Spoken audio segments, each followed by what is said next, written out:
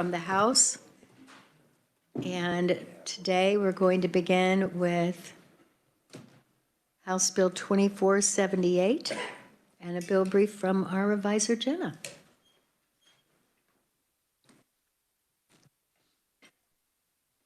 Thank you, Madam Chair. Good morning, committee. House Bill 2478 would require advanced practice registered nurses and registered nurse anesthetists, so APRNs and CRNAs, to submit to a criminal history check upon application for a nursing license. This bill amends KSA 74-1112 in subsection D to add APRNs and CRNAs to the definition of applicant. This would allow the Board of Nursing to require applicants for licensure to be fingerprinted and submit to a state and national criminal history check upon making an application to the Board of Nursing. This bill would be enacted upon publication of the statute book. There were no committee amendments, and it passed the House on a vote of 117-4. I'll be happy to answer questions. Questions for Jenna Committee? Seeing none, thank you so much. We have one conferee, and that is Carol Moreland. Welcome, Carol.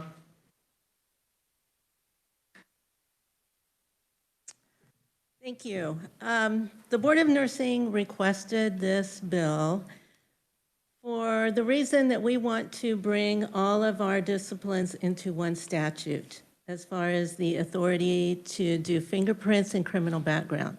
Right now we have for the APRNs and the RNAs, CRNAs, we have it in regulation but not statute.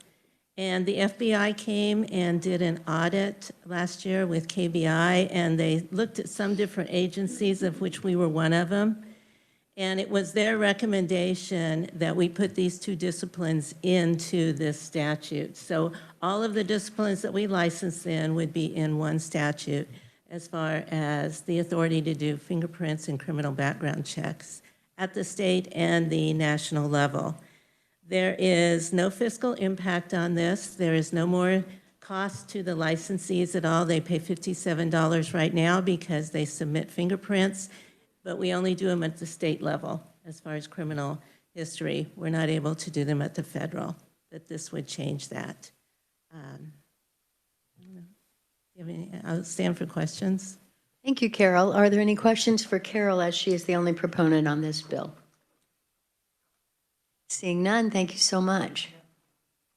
Committee, that closes the hearing on House Bill 2478, and we will move to the hearing on House Bill 2509. Jenna, or is it Donica? It is. That's okay. We'll be up in a minute.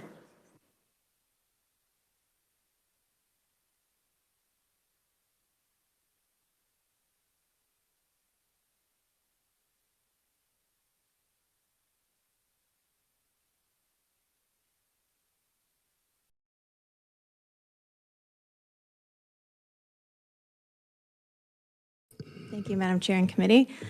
This bill may sound familiar because you all heard it last year.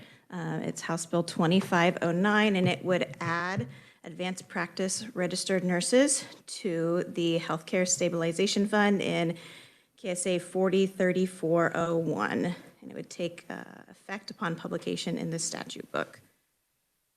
And I usually have a vote, but I have to look that up if you give me a minute. That's okay, Jenna. Questions for Jenna Committee? Yes, Senator Holscher. Thank you, Madam Chair. Can you remind me, so you said we heard it last year, and then did it just not get picked up in the House? Do you know?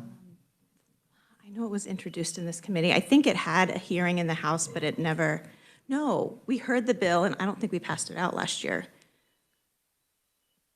Okay, that's correct, yeah. Okay, so we are seeing head nods from in the crowd, so it didn't pass out of this committee last year. And it looks like it passed the House on a vote of 89-33 this year. Thank you. Any other questions for Jenna Committee? Seeing none, we will move to our first proponent, Rochelle Colombo. Good morning, Madam Chair, members of the committee. I am Rochelle Colombo. I'm the Executive Director of the Kansas Medical Society, and I appreciate the opportunity to testify in support of House Bill 2509. I'll add a little bit of background to what the reviser explained just a minute ago. Last year, Senate Bill 41 was introduced into this committee, and you all did have a hearing, but it did not advance.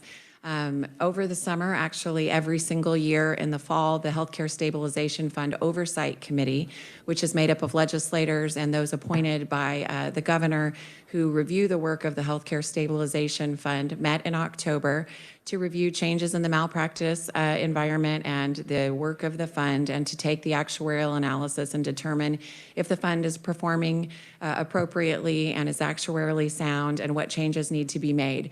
And it was the recommendation of the Healthcare Oversight Committee that because of changes in law that reflect medical practice, that APRNs should be added to the fund to ensure that all those who have prescriptive authority and are doing portions of the practice of medicine are covered equally.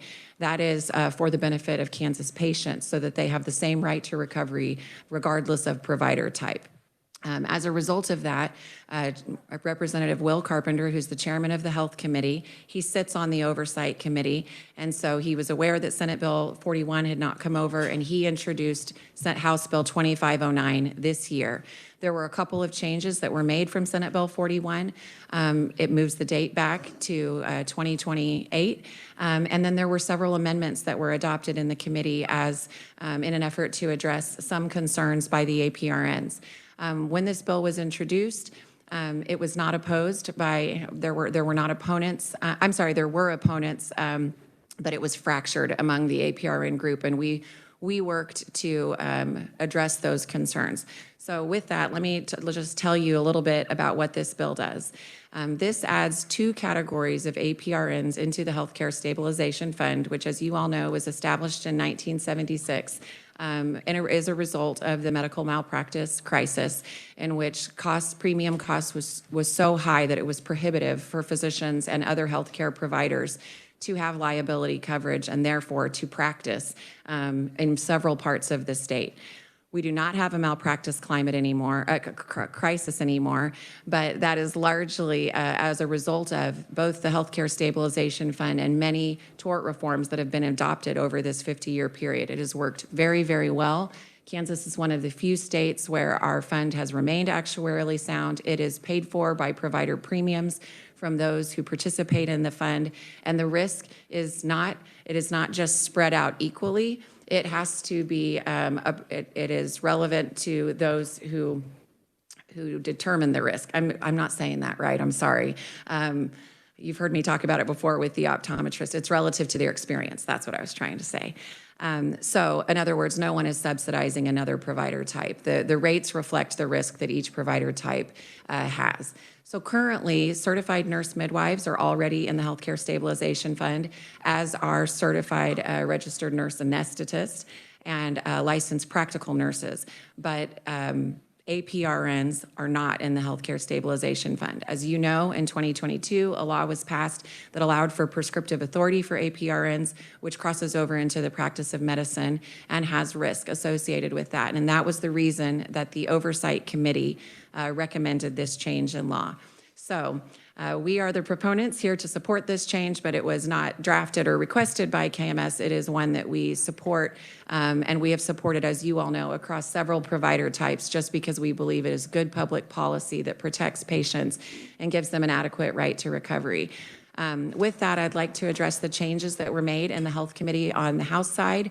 There was an amendment that would allow for a 6-month grace period from the fund for nurses coming in 2028, should there be any difficulty finding coverage, because currently there are not a wide variety of malpractice providers for APRNs in the market. That will, of course, change when the law changes, because it opens up a new market. And so there will be new providers that will come into that. I want to be clear, because there's some misconception. The Healthcare Stabilization Fund does not determine who can provide liability insurance. The market decides that, and the insurance department decides that. The commissioner of insurance has to admit the carriers. They have to request that, and they have to meet the requirements to be an admitted carrier in Kansas. So the fund does not determine who can provide malpractice coverage. It simply says that you have to have it. You have to get your first $500,000 on the primary market, and then the second $500,000 through the fund. So that's one misconception, and we clarified that. But should there be any delay or any difficulty, there was a 6-month grace period allowed for the APRNs starting in January 2028. Secondly, they requested to have an APRN added to the board of governors so that they felt that they had appropriate insight and oversight for their profession, and that was added to the bill as well. At the time that those amendments were adopted, all opposition dropped, and they said that they had no longer opposed the bill. I understand there may be some objections, but I hope that we will have the opportunity to discuss those and clarify any misconceptions or misunderstandings, as I know those can happen with complicated legislation. So with that, I'd be happy to stand for questions and very much appreciate the opportunity to appear before you today. Thank you, Rochelle. We do have one other proponent testimony on Travis Aller that didn't make it on our list today. Oh, it is written only. Thank you very much, Travis. Then we will move to our neutral testimony, but before doing so, do we have any questions for Rochelle? Yes, Senator Thompson. Thank you, Madam Chair. Rochelle, what rate will they be charged? Will it be at the same as physician assistants or the nurse midwives, or? That is a great question. I'm glad you asked it. Their rate will have to be studied in the market, and it will be assigned after there's an actuarial analysis that takes into account their practice. And APRNs practice over a wide variety. So depending on their practice setting, whether they're staffing an ER or maybe working in a family practice office, or whether they're prescribing independently or not, their rates will reflect that. And so, for example, there are, Mr. Schultz will correct me, but I can't remember how many classes of physicians, 18? Many different classes. A neurosurgeon pays a different rate than a family practice physician. And so their rate will be relative to their risk after there's an actuarial analysis. And it's not a stagnant rate. That's what the work of both the board and the Board of Governors and the Oversight Committee looks at. They look every year at all those different classes and say, okay, is this risk appropriate, or do we need to adjust this rate up and this rate down so that no one is subsidizing the risk of another provider type? Thank you. Thank you, Madam Chair. Senator Blasey. Thank you, Madam Chair. I serve on the Healthcare Stabilization Fund Oversight Committee with Senator Holscher, and this has been a topic that has been discussed for a few years, and the committee has recommended this because CRNA is already in the fund, correct, as well as nurse midwives, and then in many ways, so physician assistants, associates, names changing, they're considered mid-levels, as APRNs are now considered mid-levels, and so it only makes sense to bring parity and putting them in the fund. That's correct. That's the basis for our support. It's been something that we've said long before, but as these changes in law are reflecting scope advances go through, we believe it's best to make sure that the public has the same right to recovery for liability. So it was added to House Bill 2223, which was obviously recently adopted by the House and is on its way to the governor for optometrists. They are now in the fund.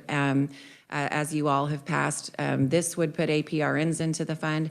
There's been other legislation relating to pharmacists and to naturopaths, and in each of those bills, amendments have been added without opposition to add those provider types into the fund for the very same reasons. So APRNs are required by law to maintain malpractice insurance, but there's no minimum level like most providers. Is that correct? That's correct. The law does not specify their minimum coverage or participation in the fund. So this would change that to require a minimum of $1 million in participation in the fund, consistent with other providers. Senator Holscher. Thank you so much. I guess my question deals more with how we've changed from original intent, maybe, because the fund was started, if I understand correctly, because of the fact that, we had providers struggling to obtain liability coverage.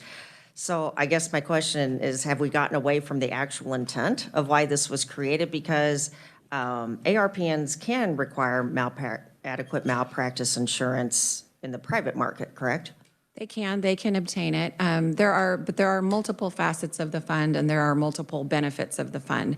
And while a requirement to have someone as a condition of licensure obtain malpractice coverage may sound, a little bit punitive, the truth is there's a benefit to that because participants in the fund do not have vicarious liability. And what that means is if you participate in the fund, if as a provider, then you can't be held responsible for the actions of another provider that's also within the fund. That lowers malpractice risk across all provider types. That's a really big benefit.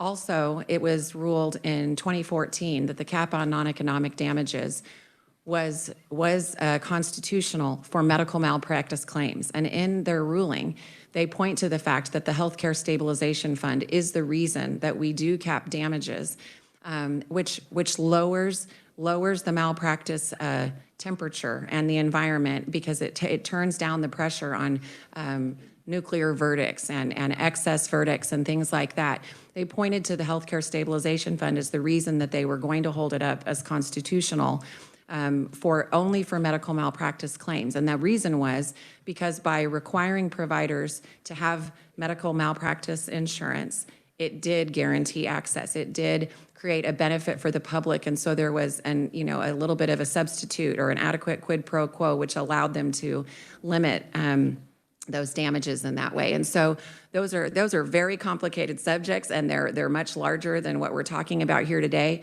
But those are some of the benefits of the fund and why it still works and why it's critically important for it to be equally applied across provider types. Senator Petty. Thank you, Madam Chair. My question is along the same as Senator Holscher's. I do believe that the intent of the fund has changed, and you mentioned optometrists, but actually, as part of the negotiations, they were really forced to accept as a compromise to go under the healthcare stabilization. So it's not that these, and this is now the same thing with APRNs. They have coverage, and this legislation is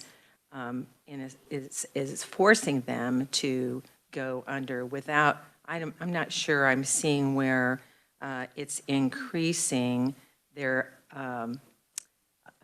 access to coverage because they currently have that available, which I do understand those providers would not be currently with the Healthcare Stabilization Fund because they don't have APRNs there, but they have coverage now. So what is the benefit for the public?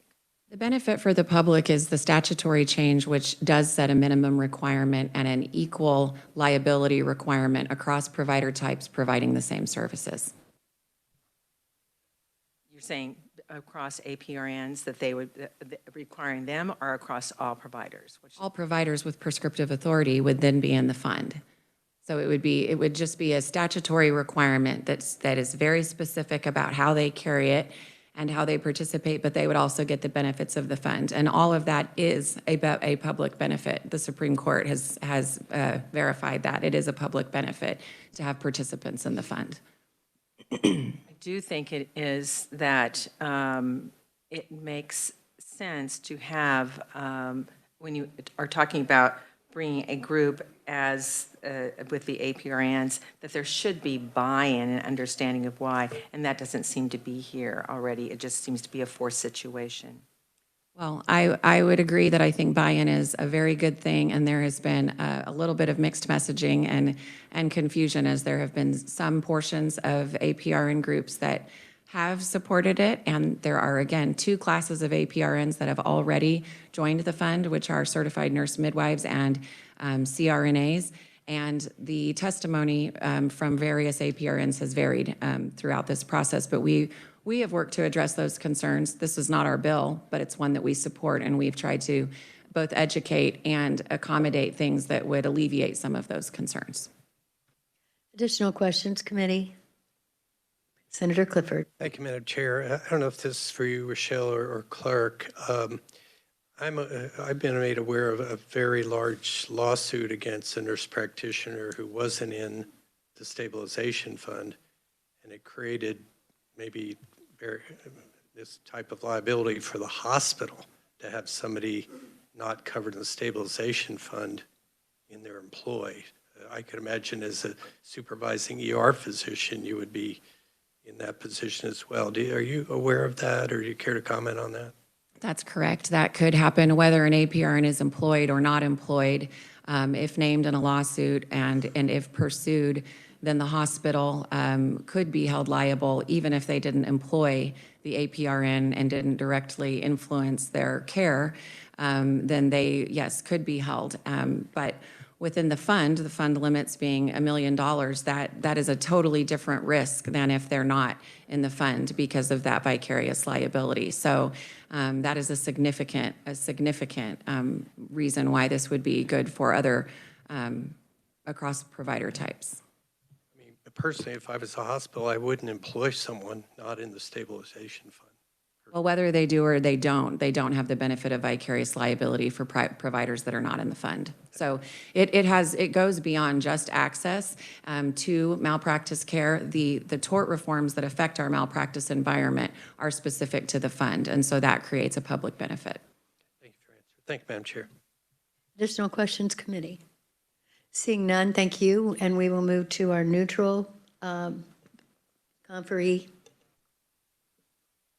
Welcome, Clark. Whenever I see this, I always think about how many times I stood before you and you were sitting in this chair. I remember the very first time, as a matter of fact. So thank you, Madam Chair. It's a pleasure to be here today with you and to hopefully clear up any questions that you have. I am Clark Schultz. I'm the Executive Director of the Healthcare Stabilization Fund, and I also want to acknowledge Dr. Ollier is our Vice Chairman of our Board of Governors, and we have 11 members on the Board of Governors, and they do quality work. It's a group of professionals that come from the provider community, and they set surcharge rates every year, and that's their probably largest function, but they do a wonderful job. We can talk some more about that if we need to, and I appreciate our two senators that are on the Oversight Committee, and we appreciate Senator Holscher and Senator Blasey for that. And as long as I'm thanking, Madam Chair, you have always been the go-to person for insurance issues, and I appreciate that, as well as Dr. Clifford has lots of knowledge and his firsthand experience. We take an official neutral position on this bill because traditionally that's what we have done. We leave that to the legislature as to what provider groups you believe should be in the stabilization fund. Benefits. At the bottom of my testimony, I say the responsible decisions of the legislature and the Department of Insurance and the others who have been involved. It's resulted in Kansas consistently being rated in the top 5 states with the least expensive annual malpractice liability insurance rates. Sometimes we're number 3, sometimes we're number 4, but we are always on that top of least expensive, and that goes to the name of stabilization fund.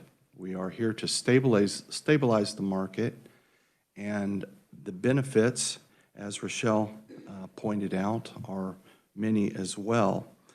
I have been with the department since 2018. I view us as being very beneficial to the citizens of Kansas, both the providers and the patients, people who are obtaining services from the providers. We are there for the provider community. I understand sometimes, when you bring in a group like this is a sizable group, they have concerns and what's going on and is this going to be a good thing or a bad thing. The agency was started 50 years ago. In fact, right now in March is 1976. They were discussing this agency. I mentioned sometimes I came up with my father. I don't remember any of that testimony. I wish I did. But anyway, the agency, if you call us right now, 9 times out of 10, You're going to get a person that's going to answer the phone, and we're going to help providers. That's what we're there for. We're not a nameless, baseless bureaucracy. We're here to help providers obtain their coverage as required by law. So they, as you have heard, the first half of the coverage is $500,000 primary coverage they would obtain on the open market, just as they do now.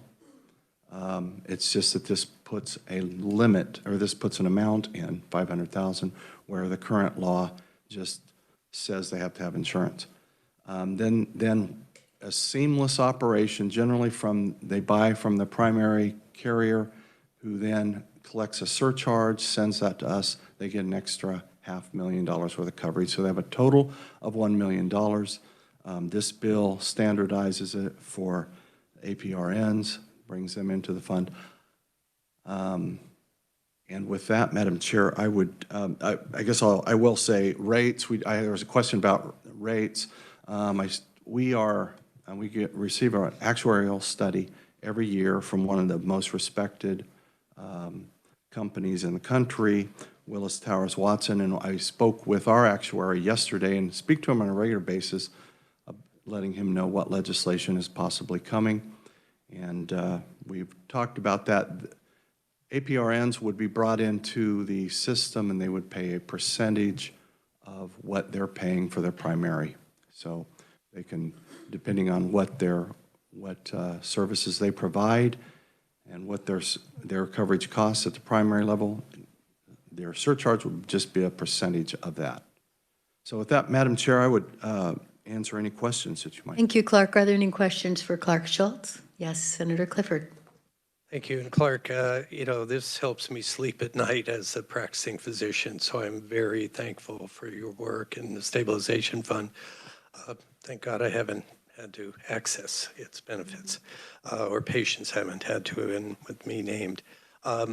So you're bringing in another third of the numbers. Is there already a CRNA on your board, so there would be 2 of the 12 on the yes, board? there is, and there would be a so this would add an additional one. We'd have 12 members. 2 would be nurses. Yes. Okay. I think that's adequate representation. Thank you. Thank you, Madam Chair. I do have a question for you. You were talking about the origins of the fund. I do have a concern in that if the fund is so great, people would want to join it. And so I had the same concerns last year, that we started out with something 50 years ago that said, hey, we can get rates down, malpractice is expensive. If we join together in a fund, you get 500,000 here, we could work together to give you the other 500,000. I have to carry $1 million in E&O, which is what we call it in the industry, in the insurance industry, with the $3 million aggregate. I can buy that anywhere, and I shop around for who has the best rate every year on that malpractice insurance. What's important is not, are they a member of a stabilization fund, but do they carry the proper malpractice insurance? And there are lots of different carriers that offer that. I can understand why there would be some concern is, I'm not sure how much I'm going to have to pay in this fund. It's kind of like you join the fund and then we'll give you a price, and it's too late because we already made you join the fund. And that's kind of my concern. Can you address that?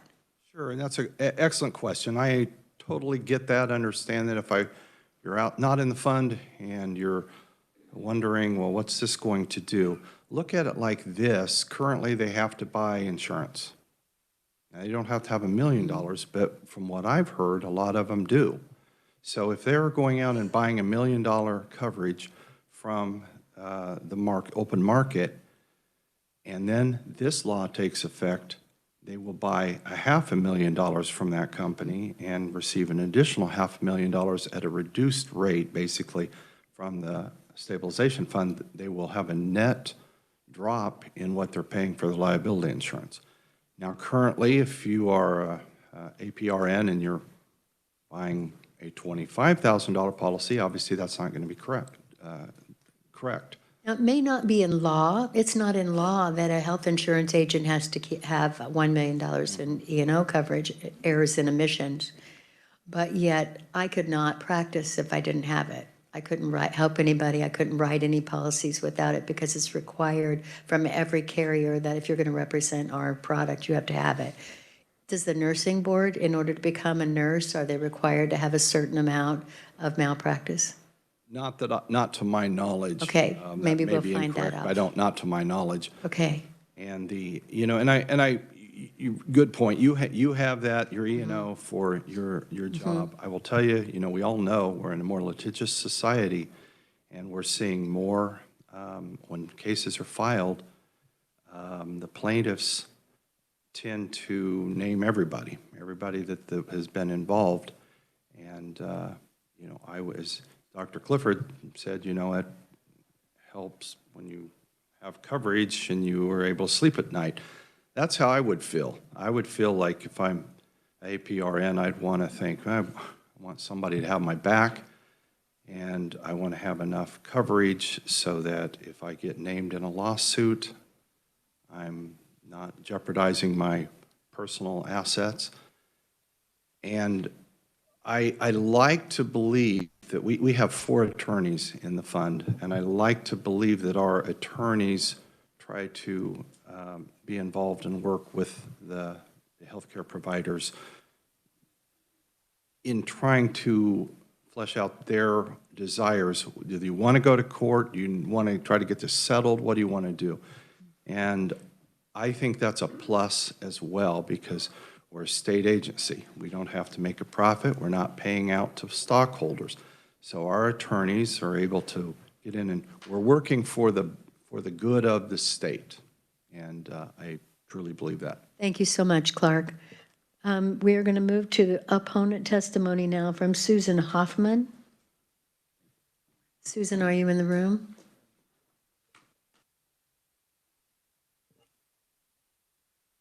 Patrick, was she written only, or is she on WebEx? Okay. Okay. Doesn't appear that the opponent is here.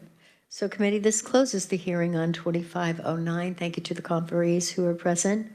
And we are going to move to final action on House Bill 2250. Jenna, would you give us a quick brief? Happy to. Thank you, Madam Chair. House Bill 2250 would amend what's colloquially known as a Good Samaritan statute for opioid overdoses to amend the definition of an emergency opioid antagonist so that a individual seeking care on behalf of someone that they believe is experiencing an opioid overdose could administer an expired emergency opioid antagonist, which we commonly call naloxone. Oh, and this would grant them protections from criminal prosecution, not civil, but they would not allowed to be, if you call the police, you administer aid, then you cannot be then prosecuted for something like simple possession. Committee, do we have a motion on this bill? Senator Owens. Madam Chair, I do not have a motion, but I do have an amendment. Very good. Very good. Jenna, could you pass out the amendment? Thank you. While that's being handed out, I will just share that this amendment is what, if you'll remember, Ed Klum spoke on yesterday, spoke specifically about some language that needed to be in there for first responders. And so that is what we're attempting to clarify today. So when Jenna is ready, I'll let her go ahead and explain if there's any additional details that I missed there.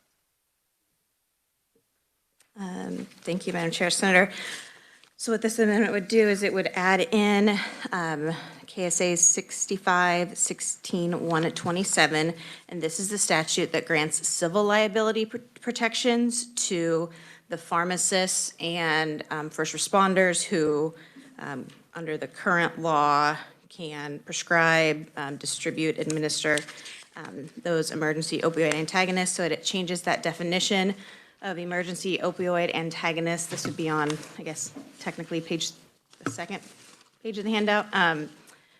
in the exact same way that it's amended in House Bill 2250 to indicate that an expired emergency opioid antagonist includes one that's expired up to 10 years, except as provided in subsection H. And then at the end of the bill there, on the last page, we amend subsection H to say that pharmacists, healthcare providers, which is defined in the bill essentially as prescribers, and school nurses shall not prescribe, dispense, distribute, administer, or furnish an expired opioid antagonist. So basically, to clarify, this is just for emergency situations only. Yes, this would just be for the first responders, and then, I guess, a patient or bystander who administers an emergency opioid antagonist. Questions for for Senator Owens or for Jenna?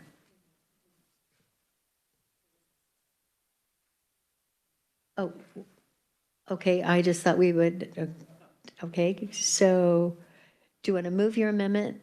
Okay. I would be happy to move my amendment, Madam Chair. Yes, Senator Petty seconds. Thank you, Senator Petty. And now we will have discussion.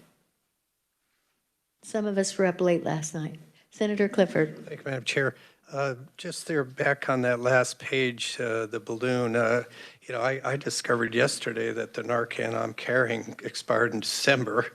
And as a physician at a person down, I'm not going to look at the expiration date. I'm just going to give it. So I get it that I shouldn't maintain like my office supply of Narcan that's expired, or a school nurse shouldn't have expired drug. But, I'm a good Samaritan too when I'm out in the public. So I don't know how to avoid unintended consequences here.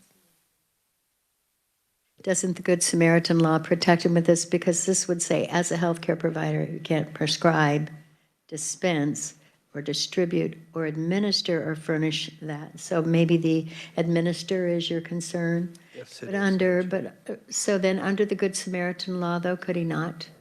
Or no? So there are provisions, it would be, KSA 6528, I'd have to look it up. But it allows a healthcare provider to administer essentially emergency treatment, and there's no specifics in there about opioids, but they state language about like a reasonable duty of good care. Adding this language saying that healthcare provider could not administer an expired opioid antagonist could be weighed in favor that that's not a reasonable standard of care to do. So I think the issue would be with the word administer, whether or not to leave that in or not. Senator Owens. So, Madam Chair, the only reason that this was put in here kind of specifically is because these organizations hadn't weighed in. So we didn't want to do anything. I know the pharmacists needed specifically excluded. We didn't want to permissively include healthcare providers and school nurses in the event that that might somehow conflict the same way that it did with pharmacists. Now, I personally have no objection, right, pulling those out, but that was the logic behind just making this specific for first responders. So just so that there's some context. My question would be, if we just keep in the first responders, is that enough for to make sure that they are protected should they use it, and strike the other portion? Because we do not, I don't know, I don't necessarily consider pharmacist or a school nurse as a first responder. Don't we have a definition of first responder, Jenna? Thank you, Madam Chair. So first responder is defined in this bill.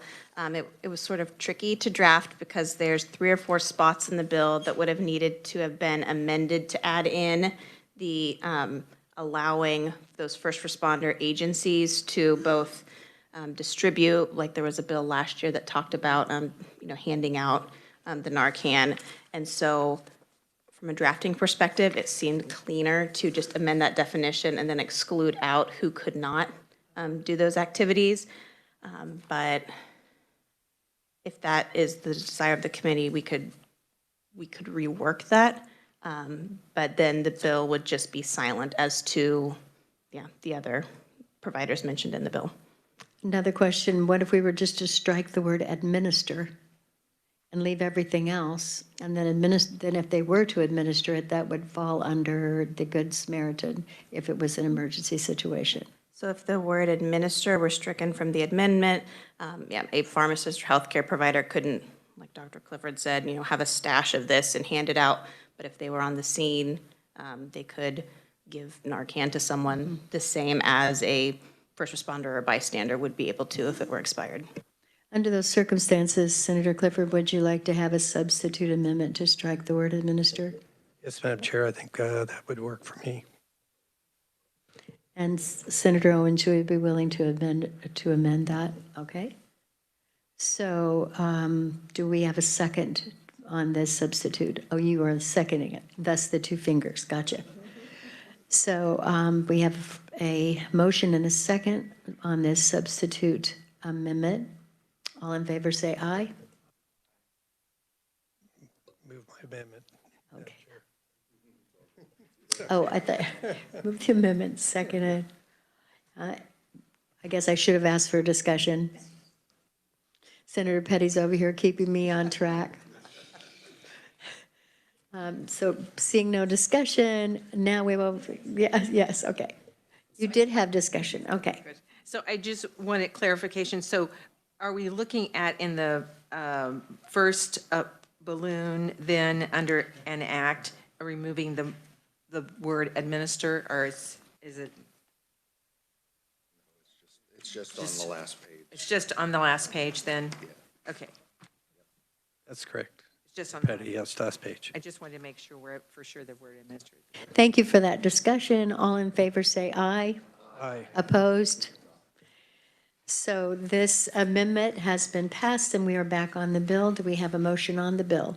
Senator Owens. I'll make a motion that we pass out substitute for House Bill 2250 as amended favorably. Second, Senator Clifford. Discussion. All in favor say aye. Aye. Opposed? This bill has passed out of our committee. We'll now turn our attention to working House Bill 2562. Jenna, can you give us a quick overview? Thank you, Madam Chair. Again, HB 2562 would add a physical therapist to the list of individuals who may provide the required statement used to demonstrate satisfactory proof of disability, condition, or impairment for an individual to obtain a special license plate or permanent or temporary placard. Any questions for Donica? Seeing none, do I hear a motion on this bill? Senator Thompson. Thank you, Madam Chair. I move we pass out House Bill 2562 favorably for passage. Do we have a second? Senator Murphy. Discussion? It's been moved and seconded that we pass out House Bill 2562. All in favor say aye. Aye. Opposed? This bill has been passed out favorably from this committee, and committee, we are adjourned.